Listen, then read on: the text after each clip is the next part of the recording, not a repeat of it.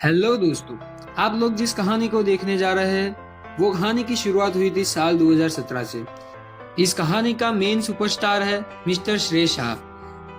रुको जरा, सब्र करो, भूली सी शक्ल पे मत जाना। ये चोमू सा दिखने वाला इंसान आज भी बिल्कुल ऐसे का ऐसा ही दिख रहा है। ये मासूम से दिखने वाले चेहरे के अगर एक एक कांड में सुनाने का शुरू करूँ ना तो वो कनाडा जा पाएगा और ना ही हम घर जा पाएंगे। तो चलिए बिना किसी रुकावट के शुरू करते हैं कहानी मिस्टर श्रेय शाह की। इस कहानी की शुरुआत होती है एसएमपी कॉलेज से, जहाँ पे हम पहली बार मिले थे श्रेय से। ये चोमू सा दिखने वाला इंसान फोटोग्राफर भी था। धीरे धीरे दोस्ती बढ़ने लगी और बाहर आना जाना घूमना फिरना शुरू हुआ। उस टाइम पे हमारा सबसे पहला प्लान था एक फोटोशूट का। हम अक्टूबर महीने में सुबह सुबह 6 बजे फोटोशूट के लिए गए थे। उसके बाद हर रोज कॉलेज में रूटीन मिलना, लेक्चर्स में जाना, कैंटीन में बैठना, टाइम पास करना वगैरह शुरू हुआ। फिर दिसंबर एंड में 25 तारीख से हमारे डेज का सेलिब्रेशन शुरू हुआ। Group day, signature day, traditional day, charity day, class beautification day वगैरह शुरू हुए। यारी का नशा ही कुछ ऐसा होता है, कब कितना गहरा हो जाए पता ही नहीं चलता। कुछ इसी तरह अपनी यारी का नशा भी कुछ ऐसे ही छाया हुआ था। साल बदलते गए और यादें बनती गई। फरवरी 2018 में हम संत सरोवर गए थे फोटोशूट के लिए, और उसके बाद मई 2018 में हम 4 लोगों ने सिर्फ मुंबई की ट्रिप मारी थी। आउट ऑफ गुजरात हमारी ये फर्स्ट ट्रिप थी। और फिर बस इसी तरह देखते देखते सेकंड ईयर के डेज भी आ गए। सही में यार, यारों के साथ वक्त कब गुजर जाता है पता ही नहीं चलता।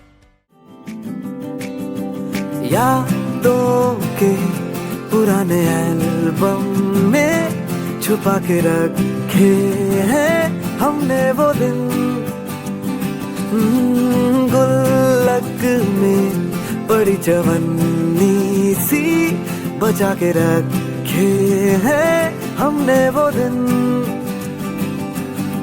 ना किसी मंजिल की फिक्र थी, जिंदगी जीने की उम्र थी।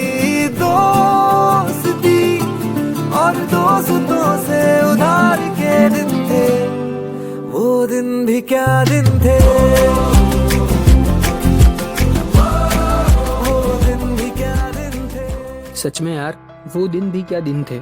फिर 2020 में लॉकडाउन आ गया और लॉकडाउन में हमारा फेयरवेल भी कैंसिल हो गया। और लॉकडाउन में तो वीडियो कॉल ही हमारा एक बात करने का जरिया था। फिर लॉकडाउन के बाद हम मिले थे सीधा कॉन्वोकेशन में। कॉन्वोकेशन में ऐसा लगा जैसे अपनी बैच का रियूनियन हो रहा है।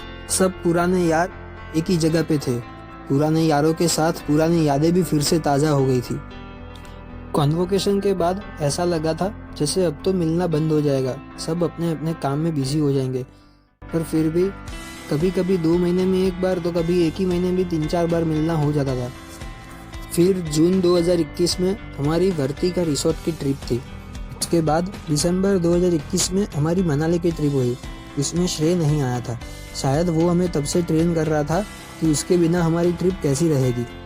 साल 2022 की उत्तरायण के बाद हम रिद्धि के घर के टेरेस पे मिले थे। तब हमने बॉन फायर किया वहाँ पे। उसके बाद मई 2022 में हमारी मुंबई की ट्रिप थी।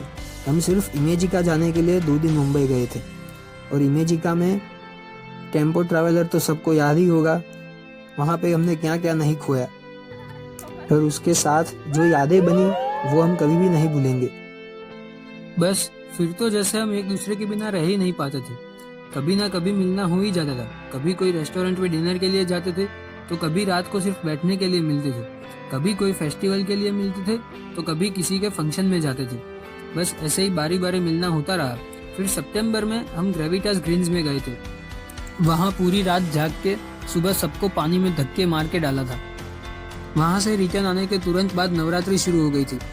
हमारे लिए नवरात्रि मानो एक 9 दिनों का ऐसा त्योहार था जैसे कि हम कोई ट्रिप पे चले गए हो और हम 9 दिनों के लिए सब साथ में रह रहे हैं। सुबह पास्ता सेटिंग और रात को नाश्ते का सेटिंग, और कोई काम ही नहीं था हमारे लिए। और फिर क्या, देखते ही देखते 31 दिसंबर आ गया। उधर कैंपस पे हमने बॉलीवुड की क्या शाम जमाई थी, वो हम शायद ही कभी भूल पाएंगे। फिर देखते ही देखते इस कहानी का अंत आ गया। पर डोंट वरी ब्रो, हमारी कहानी का अंत हो सकता है, हमारी यारी का नहीं।